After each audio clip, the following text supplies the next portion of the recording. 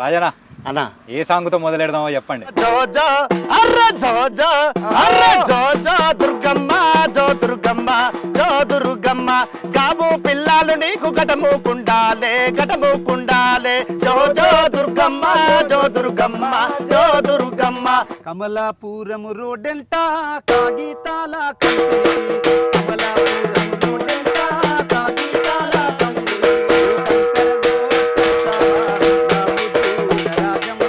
కంకర గోడెస్తావా నా ముద్దుల రాజమ్మ, అత్తరు సాయబారారా, ఆంధ్రరాడారారా. మన వరంగల్ జిల్లాలో ఇప్పుడు జానపద గేయాలు ఎట్లా నడుస్తున్నాయి? యూట్యూబ్ ఛానల్ వచ్చినా కొంత ఆదరణ తగ్గుతుంది. ఎందుకంటే ఎవరైనా కూడా యూట్యూబ్లో చూసి వినడానికే చూస్తున్నారు. ప్రత్యక్షంగా మేము పాడితే వినే పరిస్థితుల్లో ఇప్పుడు లేరు. కానీ మాలాంటి గ్రామీణ ప్రాంతంలో కళాకారులను ఇంతకు మీ ప్రస్థానం అనేది కూడా ఎలా మొదలైంది? నేనైతే ఎవరి దగ్గర పాట నేర్చుకోలేదు, విని నేర్చుకున్నా. 2003 నుంచి నేను పాడడం ఎప్పటి నుంచి మొదలు పెట్టారు? సింగర్గా ప్రతి ఒక్కరిని చూస్తూ మనం కూడా పాడాలనే అటువంటి ఒకటి మీ ప్రస్థానం అనేది ఎలా మొదలైంది? డప్పు నా చేతికి ఇక్కడ రాలే. అప్పుడు మా బాబాయ్ వాళ్ళు మా చౌటపల్లి గ్రామం, పరదగిరి మండలం, వరంగల్ జిల్లా. అందులో మన దసరా మీద, మన అమ్మవారి మీద ఏదైనా ఒక సాంగ్ ఉంటే మీతో మొదలెట్టండి అన్న. ఓకే. నీకు పట్టు పరిచినాము చూడే మాయమ్మ, గవ్వలు చల్లినాము ఆడే, గర్జించే సింహాల మీద దుర్గమ్మ గల్లు గల్లున దిగి రావే, గర్జించే సింహాల మీద దుర్గమ్మ గల్లు గల్లున దిగి రావే. ఉన్న గుర్తింపు అనేది మీకు అంతగా సరిగ్గా రాలేదనుకోవచ్చు. రాలేదండి, రాలేదు అంటే రాకపోవడానికి గల రీజన్స్ ఏంటనుకో? రీజన్స్ ఏంటంటే కొంతగా గ్రామీణ ప్రాంతాల్లో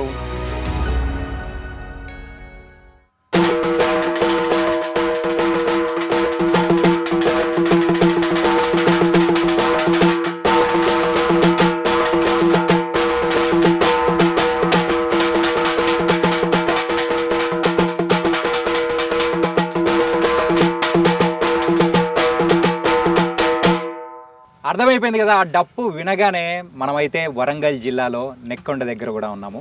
మరి వరంగల్ జిల్లా అనేటప్పటికీ మనందరికీ గుర్తొచ్చేది జానపద గీతాలు. మరి అలాంటి జానపద గీతాలు ఇక్కడ పాడుతూ మనందరినీ ఎన్నో సంవత్సరాలుగా ఎంటర్టైన్ చేస్తున్న చాలామంది కళాకారులు ఇప్పుడు మనతో పాటు ఉన్నారు. వాళ్ళ దగ్గర నుంచి వాళ్ళ కష్ట నష్టాలు కానీ అండ్ ఈ జానపద గేయాలు ఇప్పుడు ఎందుకు తగ్గుముఖం పడుతున్నాయి, ఇలాంటి వాటన్నిటి గురించి మన ఐ డ్రీమ్ వ్యూవర్స్తో కూడా పంచుకోవడానికి మీ చాణక్య సిద్ధంగా ఉన్నాడు. మరి అయితే లేట్ చేయకుండా ఇక్కడున్న మన కళాకారుల సోదరులను కూడా వాళ్ళతో కూడా మాట్లాడదాం. అన్న నమస్తే.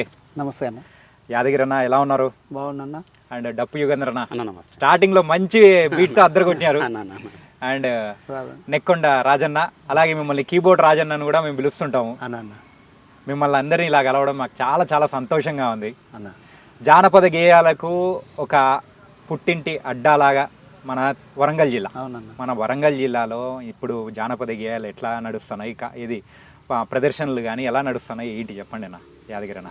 ప్రజెంట్ అయితే జానపద గేయాలకు యూట్యూబ్ ఛానల్ వచ్చినా కొంత ఆదరణ తగ్గుతుంది. ఎందుకంటే ఎవరైనా కూడా యూట్యూబ్లో చూసి వినడానికే చూస్తున్నారు. ప్రత్యక్షంగా మేము పాడితే వినే పరిస్థితుల్లో ఇప్పుడు లేరు.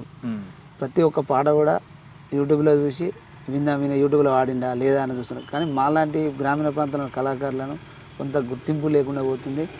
ఇలాంటి మా దగ్గరికి వచ్చి మీరు మమ్మల్ని ఇంటర్వ్యూ చేయడం మీ ఐ డ్రీమ్ టీవీ వరకు ప్రత్యేకమైన ధన్యవాదాలు తెలియజేస్తున్నాను అన్న. థ్యాంక్ యూ అన్న. ఏంటంటే మిమ్మల్ని ఇలా ఇంటర్వ్యూ తీసుకోవడము, అంటే మీ గురించి ఇలా పరిచయం చేయడం, అసలైన జానపద కళాకారులు ఎవరు ఏంటి అని తెలియజేయడం కోసమే మనం ఈ కార్యక్రమం అనేది కూడా పెట్టుకున్నాం అనమాట. చాలా సంతోషంగా ఉంది. ఏంటంటే మన జానపద గేయాల్లో మెయిన్గా అయితే మన వరంగల్ జిల్లాలో మన సారంగపారి గారు కానీ, శంకరన్న కానీ, ఆ తర్వాత వచ్చిన వాళ్ళ లెగసీని ముందుకు తీసుకెళ్తున్న వరంగల్ సీనన్న గారు కానీ, వాళ్ళని ఆదర్శంగా తీసుకొని కూడా మీరు కూడా ఈ రంగంలోకి కూడా వచ్చే ఉంటారు. ఇంతకు మీ ప్రస్థానం అనేది కూడా ఎలా మొదలైంది? ఈ జానపద గీతాలు మీరు పాడాలని చెప్పేసి ఈ రంగం వైపు రావాలని ఎలా అనిపించింది యాదగిరి అన్న?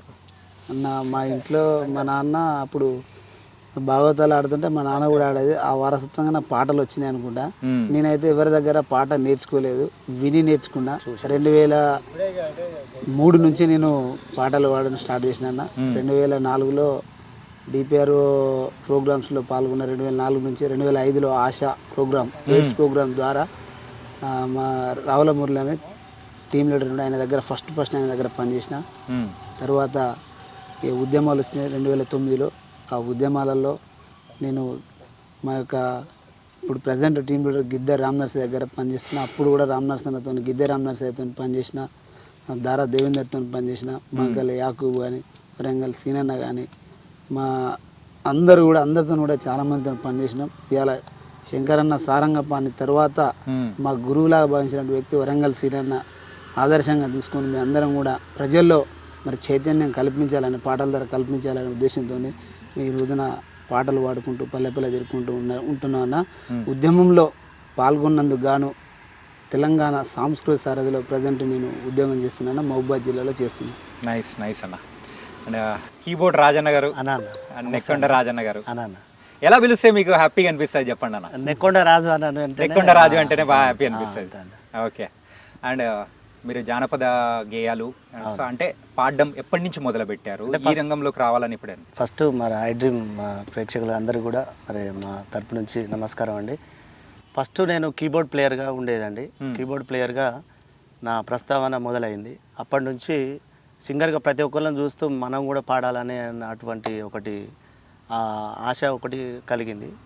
తర్వాత సింగర్గా స్టార్ట్ చేయడం వల్ల మంచి గుర్తింపు వచ్చి అన్నీ కూడా రాణించుకుంటా అంటే జంగిరెడ్డి దగ్గర మనం ఈ ప్రస్తావన మొదలైంది. అంటే జంగిరెడ్డి గారు, తర్వాత గిద్దరామ్ నరసయ్య గారు, వరంగల్ సీనన్న వీళ్ళ ద్వారా పాడాలనేది ఒక ఆశతోని ముందుకు రావడం జరిగింది. ఇంతకు ఏ సంవత్సరంలో మొదలెట్టారన్న?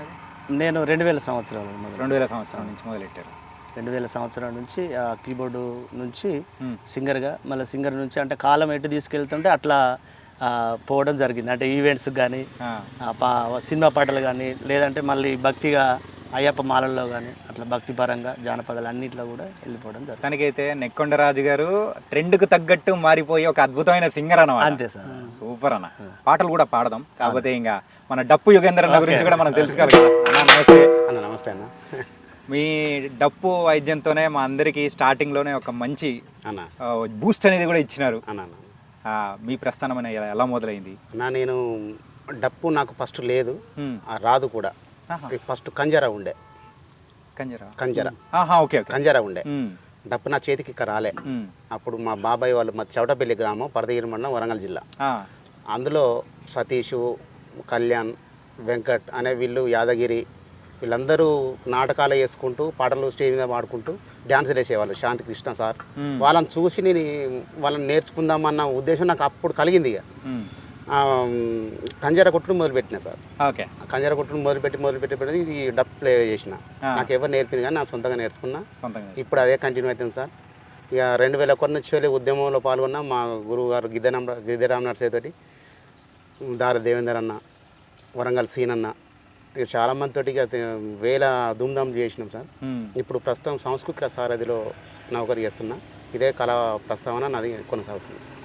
తెలంగాణ ఉద్యమంలో కళాకారుల ఒక రోల్ అయితే చాలా ఇంపార్టెంట్. ఏంటంటే రాష్ట్రాన్ని సాధించడంలో కూడా ఎంతో కష్టపడ్డారు, ఆఖరికి మనం సాధించుకున్నాం అన్నట్టు చేసినారు. నిజంగా అది మాత్రం అత్యద్భుతం. మనం ఇంకా బోల్డెన్ విషయాలు మాట్లాడుకునే ముందు ఫస్ట్ యాదగిరన్న ఒక మంచి జానపద గేయంతో కూడా మొదలెట్టారంటే తర్వాత ఇంకా బోల్డెన్ విషయాలు అనేది కూడా రాజన్న దగ్గర నుంచి మీ దగ్గర నుంచి మాట్లాడు. Okay okay. మంచి ఒక జానపద మొట్టమొదటిసారి నేర్చుకున్న పాట. ఓకే ఓకేనన్నా. ఓకే. కమలాపురం రోడ్డంట కాగితాల కంపెనీ, కమలాపురం రోడ్డంట కాగితాల కంపెనీ, కంకర గోడొస్తావా నా ముద్దుల రాజమ్మ, కమలాపురం రోడ్డంట కాగితాల కంపెనీ, కమలాపురం రోడ్డంట కాగితాల కంపెనీ,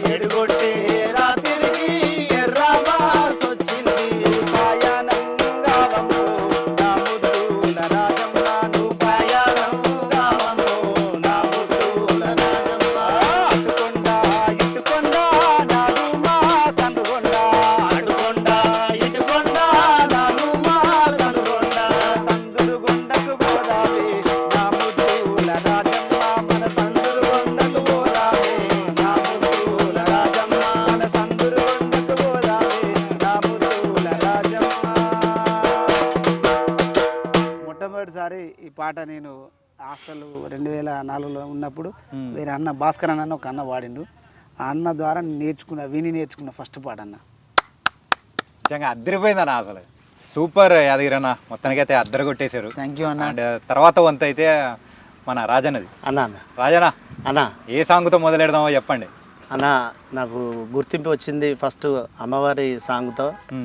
ఫస్ట్ నుంచి కూడా మరి ఆ పాటతో చాలా దిక్కుల పేరు వచ్చింది. ఆ పాటతోనే మొదలు పెడదామన్న. ఓకే అన్న.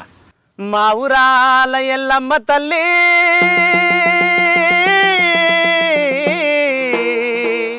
మా ఐ డ్రీము ప్రేక్షకులను కాపాడు తల్లి.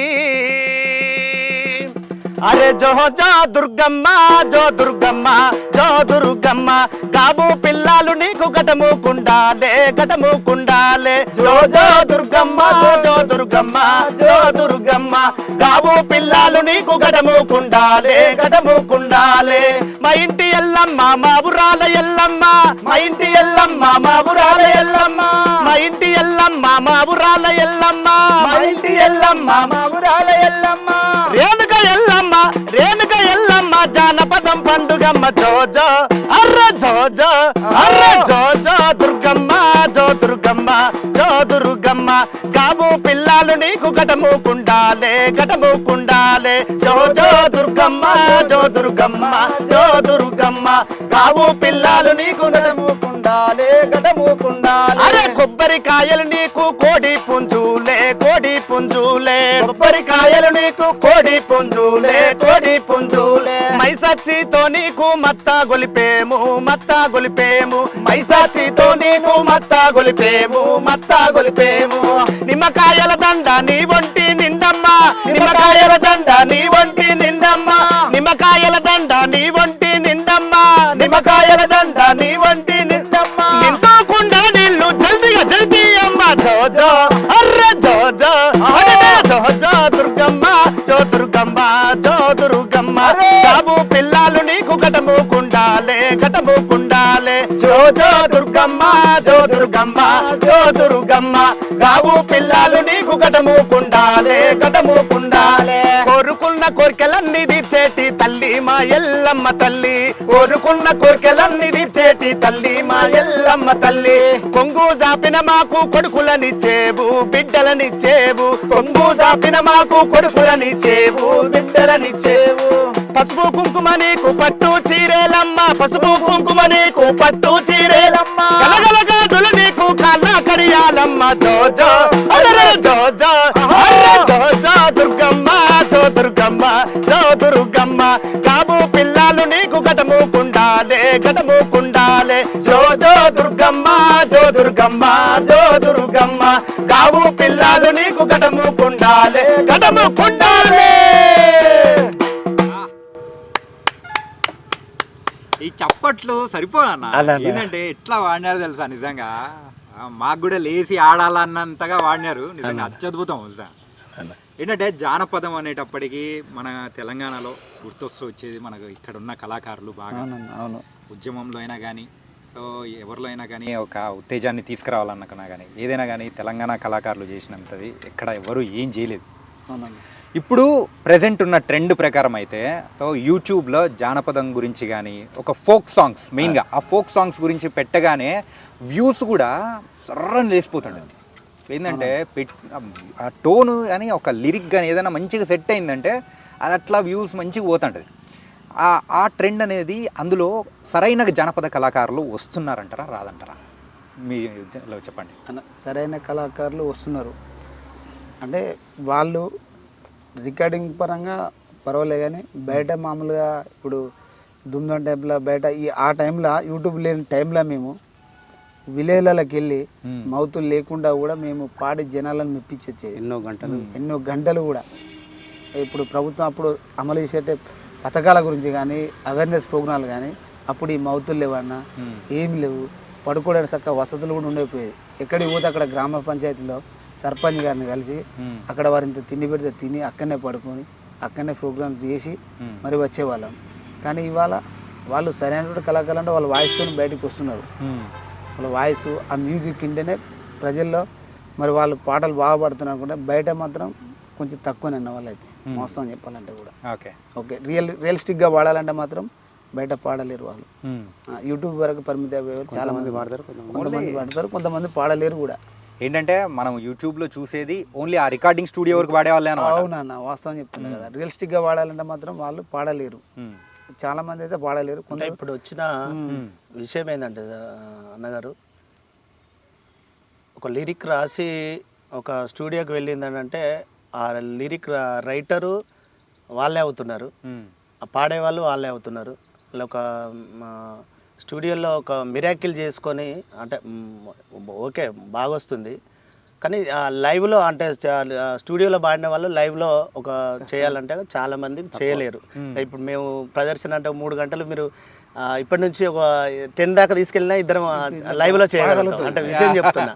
అంటే కొంతమంది ఒక 2 పాటలు ఒక పాట వరకు పరిమితమై చాలా మంచి అవకాశాలు వచ్చి శ్రీదేవి డ్రామా కంపెనీ అట్లా వెళ్ళిపోతున్నారు. అంటే మాలాంటి వాళ్ళని మీలాంటి వాళ్ళు గుర్తుంచుకొని ఇక్కడ దాకా వచ్చి ఇట్లాంటి వాళ్ళను గుర్తుపెట్టుకొని ఇది టీవీ ఇప్పుడు చూసిన ఛానల్ ద్వారా మాకు కొంచెం గుర్తింపు వస్తుందని అని ఆశిస్తున్నాం. అంటే మెయిన్గా గుర్తింపు అంటే ఇంతకుముందు ఉన్న గుర్తింపు అనేది మీకు అంతగా సరిగ్గా రాలేదనుకోవచ్చా? రాలేదండి, రాలేదు. అంటే రాకపోవడానికి గల రీజన్స్ ఏంటనుకోవచ్చు? రీజన్స్ ఏంటంటే కొంతగా గ్రామీణ ప్రాంతాల్లో ఉండడం ఒక్కొక్కటి అదొకటి జరుగుతుంది.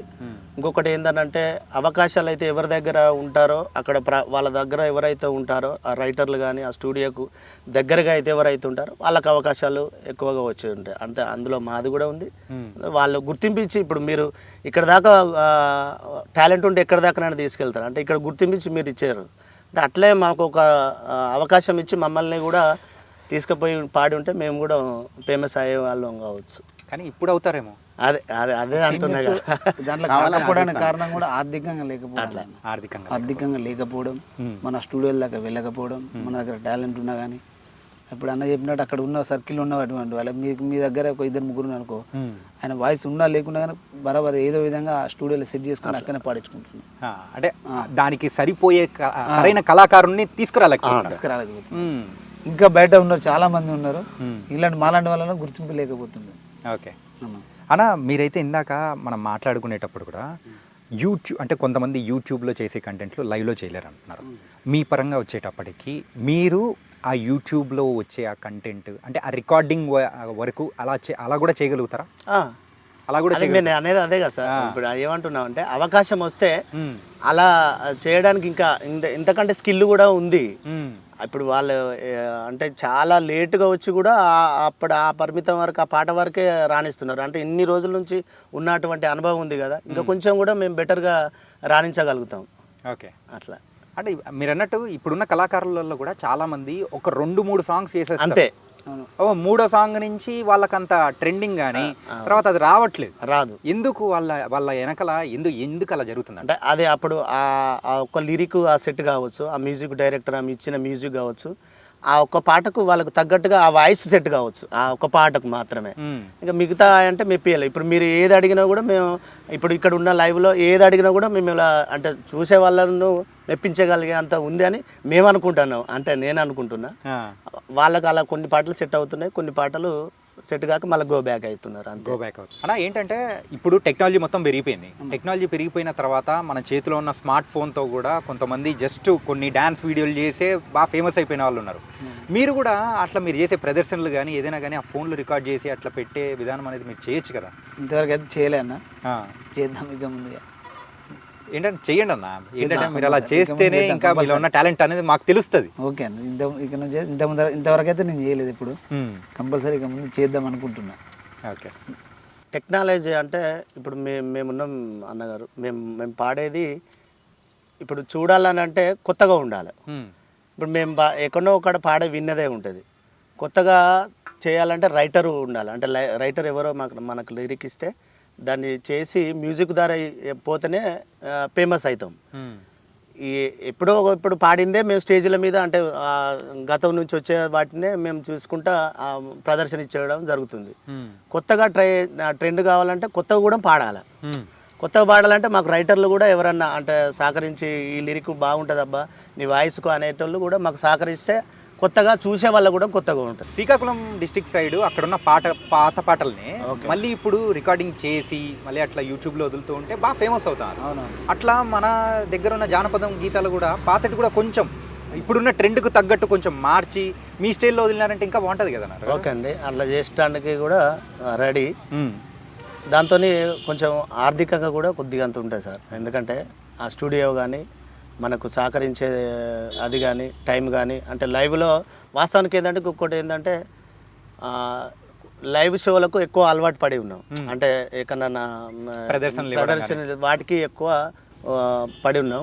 మీరు చెప్పిన సొల్యూషన్ కూడా బాగున్నది, దాన్ని ఫాలో అవ్వడం ట్రై చేస్తాం. ఖచ్చితంగా అన్నారు. ఏంటంటే ఇప్పుడు ఎవరో వచ్చే అవకాశం అనేది కూడా ఇవ్వట్లేదు. మనల్ని మనం చూపించుకున్న తర్వాత వాళ్ళు మన దగ్గరకు వచ్చే అవకాశాలు కూడా ఇచ్చేస్తూ ఉన్నారు.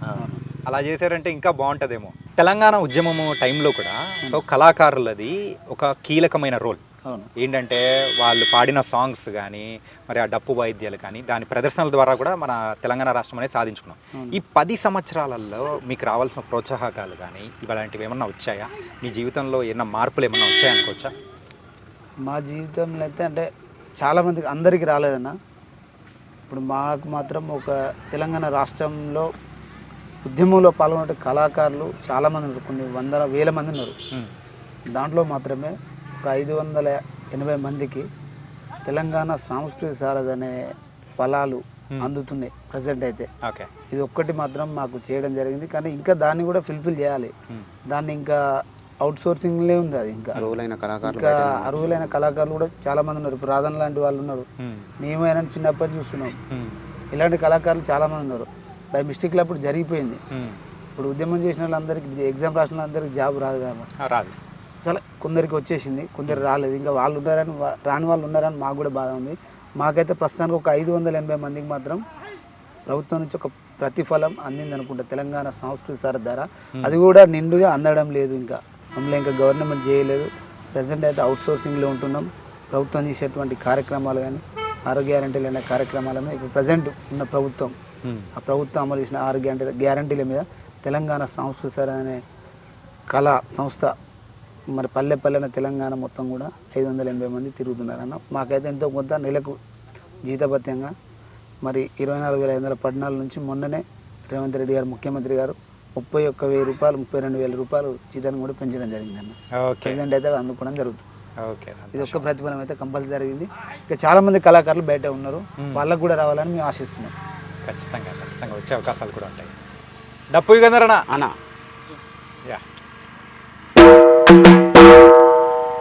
ఏంటంటే డప్పు వాయించే వాళ్ళు చాలా తక్కువ మంది ఉంటారు అన్న.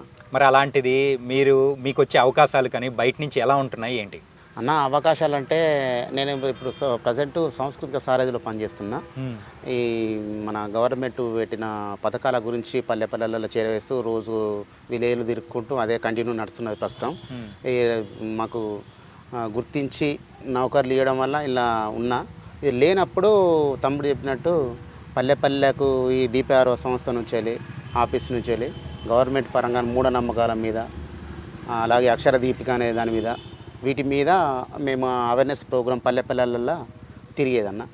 కానీ మీరు వాయించేది చూస్తూ ఉంటే టీవీలలోనూ మన యూట్యూబ్లలో వినిపించాలన్నా, ఏదంటే జోర్దారని కొడుతున్నారు తెలుసా, నిజంగా అద్భుతంగా కొడుతున్నారు. రాజన్న, మీరు ఇందాక పాడిన పాట అయితే అమ్మవారి మీద పాడారు. ఎట్లా మన దసరా వస్తుంది, బతుకమ్మ మనకైతే ఎంత పెద్ద పండుగో తెలుసు కదా.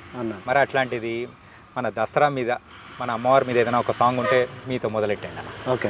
నీకు పట్టు పరిచినాము చూడే మాయమ్మ, గవ్వలు జల్లినాము ఆడే. నీకు పట్టు పరిచినాము చూడే మాయమ్మ, గవ్వలు జల్లినాము ఆడే.